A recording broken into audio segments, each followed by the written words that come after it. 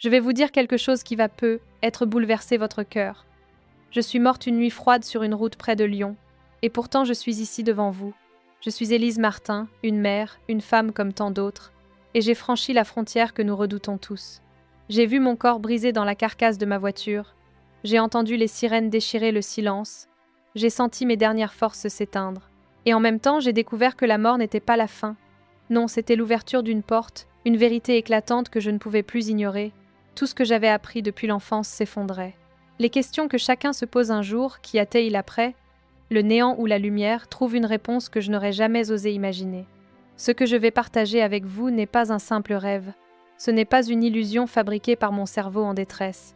C'est une expérience réelle, vécue au-delà du temps et de l'espace, une expérience de mort imminente. J'ai senti mon âme se détacher lentement de ma chair, comme si je m'élevais dans un silence profond. Je voyais les phares qui clignotaient, les mains affolées des secouristes, le visage de mon mari en larmes.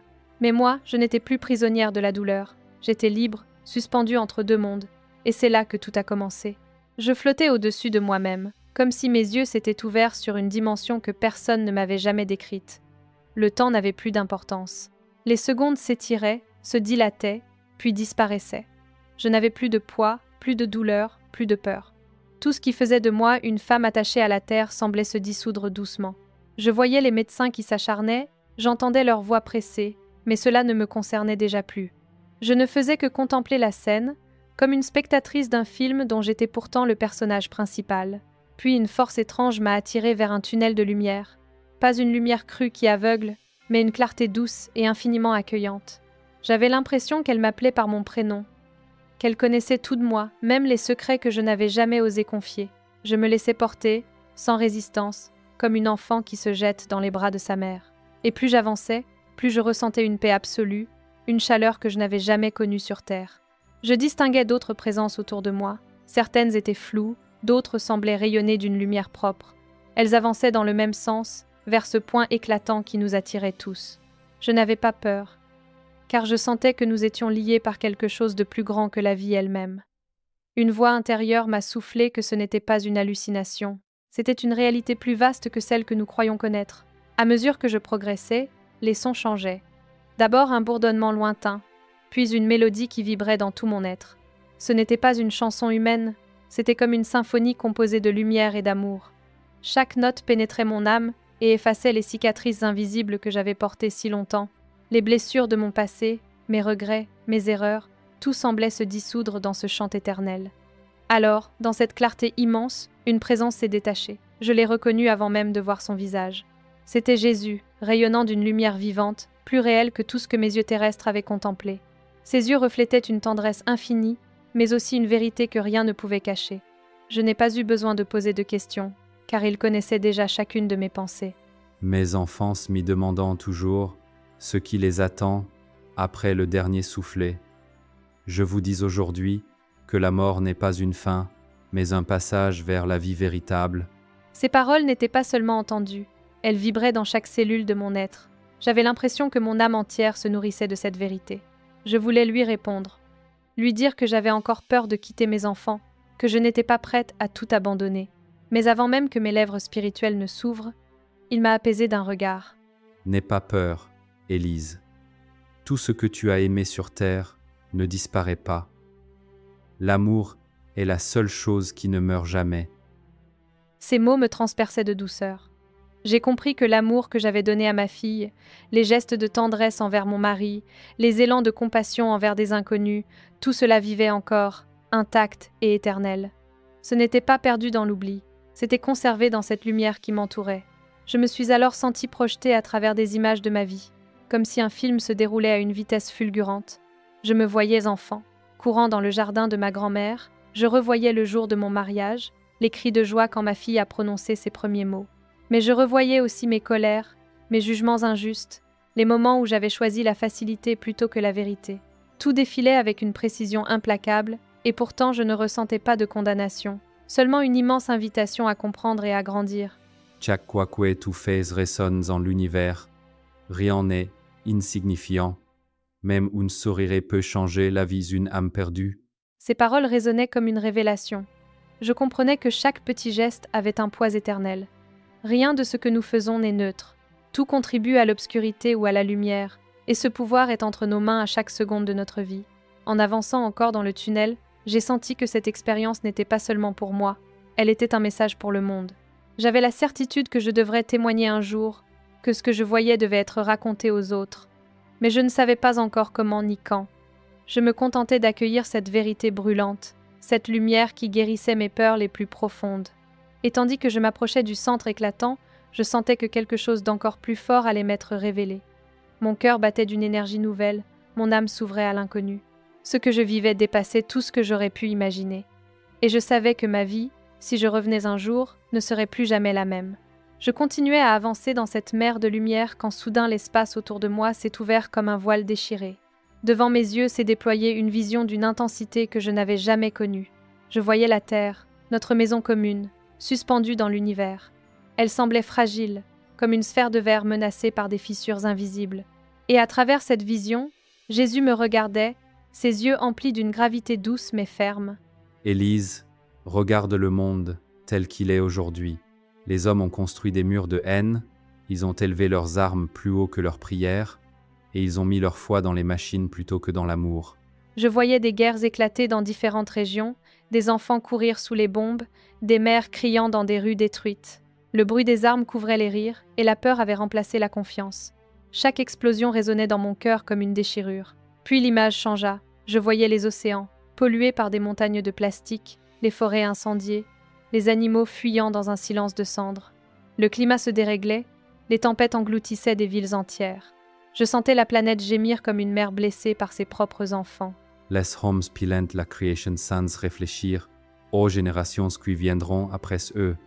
Ils ont oublié qu'ils sont des gardiens, pas des propriétaires. Je pleurais devant ces scènes, incapable de détourner le regard. J'aurais voulu fermer les yeux, mais la vérité me brûlait trop fort. Et Jésus continua à me montrer d'autres réalités. Je voyais des foules hypnotisées par leurs écrans, les yeux rivés à des images de haine, de violence, de futilité. Des enfants qui devraient courir et rire restaient enfermés, prisonniers d'un monde virtuel. Des familles s'asseyaient à la même table mais ne se parlaient plus, chacun perdu dans son propre écran. Une solitude glaciale recouvrait les cœurs. Lorsque l'homme s'isolera derrière des murs de technologie, il oubliera le visage de son frère, et alors l'amour s'éteindra comme une flamme privée d'air. Je sentais le poids de ce message. Il ne s'agissait pas seulement de mon histoire personnelle, mais de l'avenir de l'humanité. Le monde entier était au bord d'un précipice. Et pourtant, au milieu de cette révélation sombre, je percevais une lueur d'espérance. Jésus posa sa main lumineuse sur mon épaule. Une chaleur traversa tout mon être, effaçant la peur qui m'avait envahi. Il est encore temps. Si les hommes choisissent l'amour, la compassion et la vérité, alors les ténèbres se dissiperont. Je ne vous ai jamais abandonné, mais vous devez vous réveiller. Ces mots pénétrèrent mon âme comme une flèche de feu. Je comprenais que ce n'était pas une condamnation définitive, mais un appel. Le destin n'était pas scellé. Le monde pouvait encore changer si chacun acceptait de se lever, de tendre la main, de défendre la vie plutôt que de détruire. Alors j'ai osé poser une question, avec la voix tremblante d'une enfant. Mais comment ? Comment une femme comme moi, insignifiante, pourrait-elle changer quoi que ce soit ? Jésus me regarda avec une douceur infinie. Son silence était plus éloquent que 1000 discours. Puis il dit « Commence par aimer ceux qui sont près de toi. Chaque acte d'amour se propage comme une onde. Ce que tu crois petit devient immense dans mon regard. » Je me suis effondrée en larmes, submergée par la beauté et la gravité de ce message. J'ai compris que ma vie sur Terre n'était pas seulement une succession de jours, mais une mission. Et que si j'avais survécu à ce voyage, ce serait pour témoigner, pour rappeler au monde que l'amour est la seule arme qui sauve vraiment. La lumière autour de moi s'intensifiait, comme si elle voulait m'envelopper entièrement. Et je savais que ce que j'allais entendre ensuite déterminerait le sens même de mon retour parmi les vivants. La lumière autour de moi devenait si intense qu'elle semblait pénétrer chaque fragment de mon être. Je n'avais plus de corps, plus de limites, seulement une conscience suspendue dans un océan de clarté et de paix. Et au centre de cette immensité se tenait Jésus, sa présence si réelle que tout le reste disparaissait. Son regard plongeait dans le mien, et je savais qu'il connaissait chaque recoin de mon âme, mes blessures, mes secrets, mes désirs les plus intimes. Rien ne lui était caché, et pourtant je ne ressentais aucune honte, seulement un amour incommensurable. Je sentais que quelque chose de décisif allait être dit. Le silence autour de nous était lourd de sens, comme si l'univers tout entier retenait son souffle pour écouter. Alors il parla. Élise, ton voyage ici n'est pas une fin. Ton temps sur la terre n'est pas terminé. Tu dois revenir et porter ce que tu as vu. Ces paroles traversèrent mon être comme une vague de feu. Mon premier réflexe fut la révolte. Revenir? Mais pourquoi? Ici, je n'avais plus de souffrance, plus de peur, plus de solitude. Ici, je baignais dans une paix parfaite, dans une lumière qui guérissait chaque cicatrice de mon passé. Pourquoi devrais-je retourner dans un monde de douleur et de violence? Je lui répondis intérieurement, presque comme une enfant capricieuse. « Seigneur, laisse-moi rester. J'ai trouvé enfin ce que mon cœur a toujours cherché. Comment pourrais-je quitter cet amour ?» Son regard demeura plein de douceur, mais je sentis une fermeté indestructible dans sa réponse. Il lui a sur terre des cœurs qui attendent ta voix. Ce que tu as vécu ne t'appartient pas seulement. C'est un message pour ton peuple, pour tes frères et tes sœurs qui marchent dans l'obscurité. Ces mots me percèrent comme une flèche. Je vis soudain le visage de ma fille Camille, ses yeux remplis d'innocence et de questions. Je vis mon mari Julien, fatigué par la vie, portant sur ses épaules un fardeau qu'ils ne partageaient jamais. Je compris qu'ils avaient encore besoin de moi. Mais ce n'était pas seulement ma famille. Je vis aussi les visages d'inconnus, des femmes et des hommes marqués par la solitude, par la peur, par le désespoir. Et au milieu de tous ces visages, je sentais que ma mission était de témoigner, de leur dire que la mort n'est pas la fin, que l'amour est la seule vérité qui ne s'éteint pas. Mon cœur tremblait. Mais Seigneur, je ne suis personne. Une femme ordinaire, timide, parfois même découragée. Qui pourrait écouter mon histoire? Alors il s'approcha, et sa main lumineuse se posa sur mon épaule. Une chaleur indescriptible m'envahit. Ne crains pas ta petitesse. Je ne choisis pas les puissants selon les hommes, mais ceux qui restent humbles et disponibles. Ce n'est pas par ta force que tu porteras ce message, mais par la mienne. Ces mots renversèrent toutes mes excuses. J'avais toujours cru que seuls les grands, les savants, les orateurs avaient le pouvoir de changer les choses. Mais là, je comprenais que chaque être humain, même le plus discret, pouvait devenir un instrument si son cœur était ouvert. Alors une vision s'ouvrit devant moi. Je me vis debout dans une salle simple, entourée de gens attentifs. Je parlais avec ma voix tremblante, et pourtant chaque mot touchait profondément ceux qui écoutaient. Je voyais des larmes couler, des visages s'illuminer d'espérance. Puis la vision changea. Je marchais dans une rue, je m'arrêtais pour aider une personne sans abri, et ce simple geste ouvrait dans son cœur une porte vers la lumière. Ensuite, je me vis écrire des mots, les partager, et ces écrits traversaient les frontières, atteignaient des personnes que je ne rencontrerais jamais, mais qui trouvaient là un souffle d'espérance. Je compris que ma mission n'était pas d'accomplir des exploits spectaculaires, mais de semer, encore et encore, dans la vie quotidienne, des graines d'amour et de vérité. Je me tournais de nouveau vers Jésus, les yeux emplis de larmes. Mais si je retourne, je vais souffrir à nouveau. Je vais connaître la fatigue, la peur, les blessures de la vie terrestre. Comment pourrais-je supporter cela après avoir goûté à cette lumière? Son visage resplendissait de tendresse. Je ne te promets pas une vie sans croix, mais je te promets ma présence. Chaque larme versée avec amour sera transformée en grâce. Et souviens-toi, je suis avec toi tous les jours, jusqu'à la fin des temps. Ces paroles furent comme un sceau brûlant gravé dans mon âme. J'avais peur, oui, mais je savais désormais que je ne serais jamais seule. Sa promesse résonnait comme un pilier solide sur lequel je pourrais m'appuyer quand tout s'écroulerait autour de moi.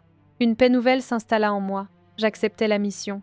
Je compris que la vraie liberté n'était pas de rester dans la lumière pour moi-même, mais de retourner dans l'obscurité du monde pour y porter une étincelle. Alors je m'inclinai intérieurement. Seigneur, j'irai, je parlerai. Même si on se moque, même si on doute, je dirai ce que j'ai vu. Mais donne-moi la force, car sans toi je ne peux rien. Un sourire illumina le visage de Jésus, et à cet instant je sentis comme une impulsion irrésistible, une main invisible qui me tirait doucement en arrière. La lumière commença à s'éloigner, ou peu, être étais-je celle qui en était arrachée. Mon cœur voulait rester, mais ma mission m'appelait déjà. Le retour avait commencé. Je sentais la lumière s'éloigner peu à peu, mais une partie d'elle restait gravée dans mon âme, comme un parfum éternel qui ne disparaîtrait jamais.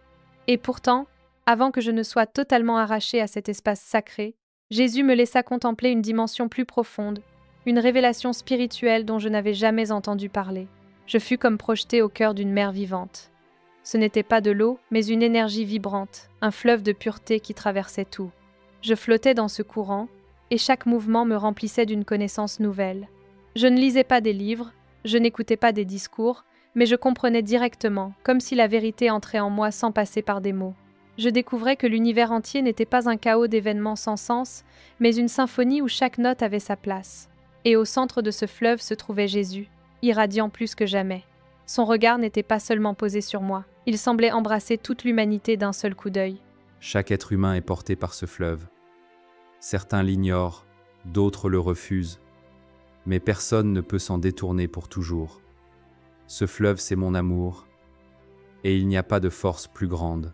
Je compris alors pourquoi, malgré les guerres, malgré la haine, malgré les injustices, le monde n'était pas encore englouti par les ténèbres. Ce fleuve invisible continuait de couler à travers des gestes simples, un enfant qui sourit à sa mère, un inconnu qui tend la main, une prière murmurée dans le silence. Tout cela nourrissait la trame invisible qui reliait les êtres humains. Je revis ma propre vie sous un autre angle. Chaque moment que j'avais jugé insignifiant était en réalité une pierre ajoutée à une cathédrale invisible. Le jour où j'avais consolé une amie en larmes, le soir où j'avais préparé un repas pour un voisin malade, même les excuses maladroites après une dispute avec Julien, tout cela avait une portée éternelle. Rien n'était perdu. Chaque geste de bonté résonnait comme une cloche dans l'univers. Mais je vis aussi mes manques, mes refus, mes duretés. Les fois où j'avais jugé sans comprendre, les paroles dures lancées par orgueil, les occasions d'aimer que j'avais laissées passer. Chaque fois, une ombre apparaissait dans le fleuve, comme une dissonance dans la musique. Mais au lieu de condamnation, je ressentis un appel. Vois, Élise, comme tes choix ont un poids, rien n'est petit devant mes yeux, mais n'oublie pas. La miséricorde est plus grande que tes échecs. À chaque instant, tu peux recommencer. Ces paroles firent tomber en moi une lourde pierre que je portais depuis des années. J'avais vécu longtemps avec la honte de mes erreurs, convaincue qu'elles définissaient qui j'étais. Mais dans cette lumière, je comprenais que mes fautes n'étaient pas des chaînes éternelles. Elles étaient des appels à grandir, à choisir à nouveau, à aimer davantage. Alors je posais une question qui brûlait en moi. Seigneur, pourquoi les hommes sont-ils si souvent aveugles à cette vérité? Pourquoi continuons-nous à nous détruire alors que ton fleuve est partout? Parce que leur cœur est assourdi par le bruit du monde. Ils courent après la richesse, la puissance, les plaisirs passagers. Et dans ce vacarme, ils n'entendent plus le murmure de mon amour. Mais ce murmure ne s'éteint jamais. Ces paroles résonnaient comme une invitation. Je devais devenir un témoin de ce murmure. Je devais rappeler au monde que l'essentiel se trouvait dans les choses les plus simples, dans les gestes cachés, dans l'écoute et le pardon. Alors la vision s'élargit encore. Je vis des foules immenses, des peuples de toutes langues et de toutes couleurs. Je vis leurs luttes, leurs révoltes, leurs prières silencieuses. Et je perçus que chacun portait en lui une étincelle, même ceux que l'on jugeait perdus. Même les plus violents, les plus corrompus, gardaient enfouie au fond de leur âme une graine qui attendait de germer. Je fus bouleversée par cette découverte. Combien de fois avais-je moi-même condamné intérieurement quelqu'un, en pensant qu'il n'y avait plus rien à sauver? Combien de fois avais-je fermé mon cœur en croyant que c'était inutile? Et pourtant, devant Jésus, je comprenais que personne n'était totalement perdu tant qu'il respirait encore. Abandonne jamais personne. C'est qu'il est sombre, rejetant, je le relève. C'est qui est brisé peut être réparé. C'est qui est mort peut revivre. Je restais silencieuse, écrasée par la grandeur de cette vérité. Je sentais que je n'avais jamais vraiment compris ce qu'était l'amour. Pour moi, aimer s'était donné tant que l'autre me le rendait. Mais ici, j'apprenais que l'amour véritable se donne sans condition, qu'il espère toujours, qu'il ne se lasse jamais. Je pensais à ma propre famille, aux disputes avec Julien, au moment où je m'étais sentie incomprise et où j'avais fermé mon cœur. Je pensais aux blessures de mon enfance que je n'avais jamais vraiment pardonnées. Et je sentis au plus profond de moi un appel à relâcher, à pardonner, à recommencer. Le fleuve de lumière se mit à vibrer plus fort, comme pour confirmer ce que je venais de comprendre. Chaque pardon libéré faisait jaillir une étincelle qui éclairait un peu plus l'obscurité. Chaque acte de réconciliation avait un écho qui dépassait de loin les personnes concernées. Je compris alors que ma mission ne serait pas seulement de raconter ce que j'avais vu, mais de vivre différemment, de faire de chaque jour une offrande, de transformer mes paroles, mes gestes, mes choix en semences de lumière. Et dans ce moment de clarté absolue, je sentis que le temps pressait. Je devais revenir bientôt. Le fleuve commençait à m'éloigner doucement, comme s'il me reconduisait vers les frontières du monde terrestre. Mais cette fois, je n'avais plus peur. J'avais reçu une force nouvelle, une direction claire et un feu qui ne s'éteindrait jamais. Je sentis soudain une secousse, comme si un courant invisible me tirait loin du fleuve de lumière. Le paysage spirituel autour de moi commença à s'estomper. La douceur infinie laissait place à une impression de chute, rapide mais pas brutale. J'avais l'impression de glisser à travers un voile, de franchir une frontière invisible qui séparait l'éternité du temps terrestre. La lumière se rétractait et je commençais à percevoir à nouveau les sons du monde, d'abord étouffés, puis de plus en plus clairs. Des voix pressées, des bips électroniques, des pas qui s'agitaient autour de moi. Mon âme résistait encore. Je voulais crier non, rester dans cette paix parfaite. Mais je sentais que la promesse de Jésus était plus forte que mon désir. Tout à coup, une douleur brutale traversa ma poitrine. C'était comme un éclair qui me ramena violemment dans mon corps. Mes poumons brûlaient, ma gorge semblait se déchirer. Je voulais respirer, mais l'air me manquait. J'entendis une voix paniquée. « Elle revient, vite, continuez !» Puis d'autres ordres, rapides, techniques. Les médecins autour de moi s'acharnaient encore. J'ouvris un instant les yeux. La lumière blanche des néons m'aveugla. Je crus un moment que j'étais encore de l'autre côté. Mais le visage inquiet d'une infirmière, penchée sur moi, me ramena à la réalité. Ses yeux reflétaient à la fois l'épuisement et la surprise. J'entendis son souffle haletant et j'ai compris que j'étais revenue. Je sentis une main chaude saisir la mienne. Julien. Ses doigts tremblaient, son visage ruisselait de larmes. « Élise, tu m'entends ? S'il te plaît, reste avec nous. » Sa voix brisée était la preuve vivante de mon retour. Mon cœur s'emballa, mes poumons luttaient, mais j'étais là, bel et bien là. Je pleurais silencieusement, non pas à cause de la douleur, mais parce que je savais ce que j'avais quitté, je savais ce que j'avais vu, et je savais que rien, absolument rien ne serait plus jamais pareil. Dans les jours qui suivirent à l'hôpital, je restais souvent immobile, incapable de parler de ce que j'avais vécu. Les médecins parlaient de miracles, certains disaient que mon cœur s'était arrêté plus longtemps qu'il n'aurait dû. J'écoutais sans répondre, car je savais que ce qui m'était arrivé ne pouvait pas se résumer à des chiffres ou des statistiques médicales. La nuit, quand le silence régnait dans ma chambre, je fermais les yeux et je revoyais la lumière. Je sentais encore sur mon épaule la main de Jésus, et ses paroles résonnaient dans mon cœur. Jeesus avec toi tous les jours, même dans la douleur, même dans les larmes. Ces mots m'accompagnaient comme une respiration nouvelle. Chaque fois que je doutais, que je craignais de ne pas être à la hauteur de la mission confiée, je les répétais intérieurement. Ils étaient mon ancre, mon point de repère dans le tumulte de ce retour à la vie terrestre. Je regardais Julien dormir à côté de mon lit, épuisé mais soulagé de me savoir en vie. Je pensais à Camille, qui avait serré ma main avec la force d'une enfant refusant de perdre sa mère. Mon cœur débordait d'émotion. J'avais compris que c'était pour eux que je revenais, mais aussi pour beaucoup d'autres que je n'avais pas encore rencontrés. Le contraste était violent. D'un côté, le souvenir de la paix absolue, de l'amour inconditionnel. De l'autre, la lourdeur du corps, la fatigue, la souffrance des blessures. Mais je savais désormais que ce monde terrestre était le lieu de ma mission, et que chaque respiration que je reprenais était un cadeau, une chance nouvelle d'accomplir ce que j'avais promis. Je me répétais sans cesse « Je ne suis plus la même. J'ai franchi la mort et je suis revenue. Rien ne pourra m'enlever ce que j'ai vu. » Alors, malgré la douleur, malgré les doutes, je décidai de me relever. Lentement, patiemment, pas à pas. Chaque instant sur Terre était désormais une opportunité de témoigner. Et même si je savais que beaucoup ne comprendraient pas, je portais en moi une certitude plus forte que toutes les critiques. J'avais vu la vérité et je ne pouvais plus me taire.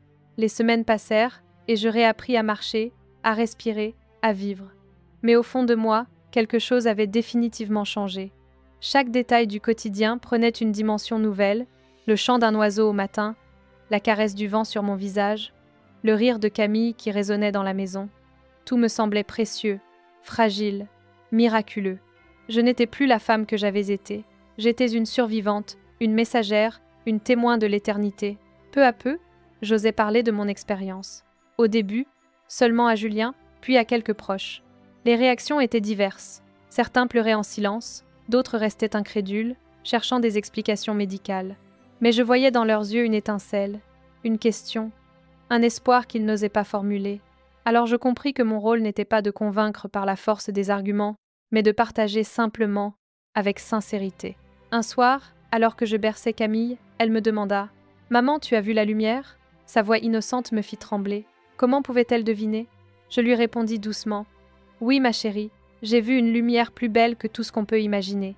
Et j'ai entendu une voix d'amour qui m'a dit de revenir pour être encore avec toi. » Elle sourit et serra mes bras avec une confiance absolue. Dans ce geste, je sentis la confirmation la plus pure de ma mission. Mais ce témoignage n'était pas seulement pour ma famille. Je voyais autour de moi un monde de plus en plus brisé, des voisins qui ne se parlaient plus, des jeunes perdus dans l'isolement des écrans, des familles éclatées par des disputes sans fin. Chaque jour, les journaux rapportaient des violences, des injustices, des catastrophes. Et pourtant, moi, j'avais vu l'autre côté. J'avais vu que l'amour pouvait tout transformer. Comment pourrais-je garder cela pour moi? Alors je décidai de parler publiquement. J'acceptais une invitation dans une petite paroisse de ma ville. J'étais nerveuse, ma voix tremblait. Mais quand je commençai à raconter, je sentis une paix descendre sur moi. Les visages devant moi s'adoucirent, certains pleuraient. Après la rencontre, plusieurs personnes vinrent me confier leurs propres douleurs, leurs doutes, leurs espoirs. J'ai compris que chaque parole partagée pouvait être une semence de lumière dans un cœur en souffrance. Ce soir-là, en rentrant chez moi, je me suis agenouillée dans ma chambre et j'ai pleuré. Pas des larmes de tristesse, mais des larmes de gratitude. Car malgré ma petitesse, malgré mes faiblesses, Jésus m'avait confié une mission. Et je savais qu'il ne m'abandonnerait pas. Rappelle-toi, Elise, chaque geste d'amour est une victoire sur les ténèbres. N'ayez pas peur de paraître folle aux yeux du monde. Ce qui semble petit, ici est grand dans mon royaume. Ces paroles résonnaient en moi à chaque fois que je doutais, et elles me donnaient la force d'aller plus loin, d'aimer même quand ce n'était pas facile, de pardonner même quand mon cœur résistait. Aujourd'hui, je veux vous dire à vous qui m'écoutez, ne laissez pas la peur ni la haine voler votre vie. J'ai vu de mes propres yeux que l'amour est la seule réalité qui demeure. Tout le reste passe. La gloire, l'argent, les querelles, les blessures. Mais l'amour, lui, traverse la mort et demeure pour l'éternité. Je ne vous dis pas cela comme une belle idée, mais comme une vérité que j'ai vécue. Et je vous en supplie. Ouvrez vos cœurs, réconciliez-vous avec vos proches, regardez vos enfants comme des trésors, pardonnez à ceux qui vous ont blessés. Chaque geste compte, chaque choix construit ou détruit. Je suis revenue avec ce message brûlant, et je le partage avec vous aujourd'hui, le cœur rempli de larmes et d'espérance. Ne croyez pas que vous êtes seul. La lumière est là, même dans vos nuits les plus noires. Tendez la main, et vous la sentirez. Voilà le message que je voulais vous transmettre à travers mon histoire. J'ai franchi la frontière de la mort, et j'ai découvert que la seule force qui demeure, c'est l'amour. Rien n'est plus important que de choisir la lumière chaque jour par nos gestes, nos paroles et nos choix. Si ce témoignage vous a touché, je vous invite à vous abonner à la chaîne Foi et Eumi, à partager cette vidéo autour de vous et à laisser un commentaire avec vos réflexions ou vos propres expériences. Votre voix compte et ensemble nous pouvons réveiller les cœurs endormis. Appuyez sur s'abonner dès maintenant, laissez un mot dans les commentaires et faites vivre cette lumière autour de vous. Merci et que Dieu vous bénisse.